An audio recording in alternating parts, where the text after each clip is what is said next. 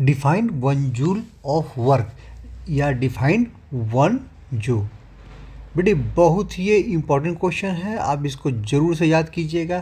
और मैं आपको एक तरीका बताता हूँ, उसका आप हेल्प कीजिएगा। जब भी किसी चीज़ का डेफिनेशन मिलेगा तो सबसे पहले आप इसको जो एक्सप्रेशन है उसको याद कीजिएगा। एक्सप्रेशन में जो चीज़ आपके वेरिएबल्स यूज़ हुए हैं सबका नाम लिखिए।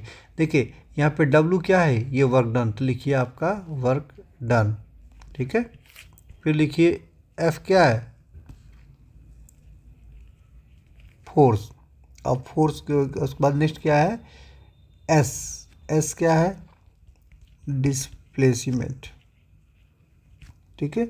इसका यूनिट हो जाता है जूल, इसका हो जाएगा न्यूटन और इसका हो जाएगा मीटर। देखिए ये तरीका जो आप थोड़ा सीख लेंगे, इसको प्रैक्टिस करेंगे हो जाएगा। तो आप अभी और आगे कभी भी बड़े क्लास में जाने के बाद, विभिन्न इंजीनियरिंग में भी जाने के बाद आप डेफिनेशन इस तरीक़ा से लिखिएगा। करना क्या है कि हमेशा इस नाम और उसका यूनिट दोनों को यूटिलाइज करके बोलना है। चलिए अब मैं इसको यूटिलाइज करूँगा आगे, देखिएगा। वर्क डन का फॉर्मूला क्या होता है, फोर्स इनटू डिस्प्लेसमेंट। तो देखिए जब भी ऐसे, तो ये मल्टीप्लाई फॉर्म है जिसमें मैग्नीट्यूड काउंट हुआ, लेकिन जब भी ऐसे लिखेंगे, जब डॉट प्रोडक्ट लिखेंगे तो यहाँ वेक्टर जरूर दीजिएगा, ठीक है।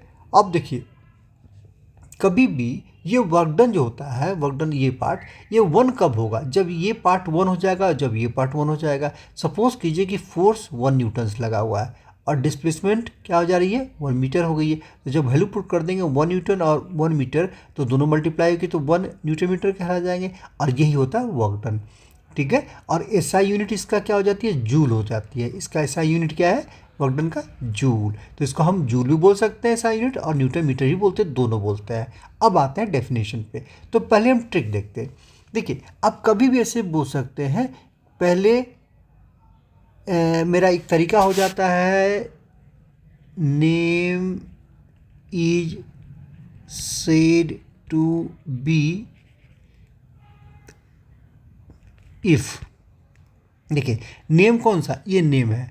Work done is said to be 1 joule, ये 1 जूल।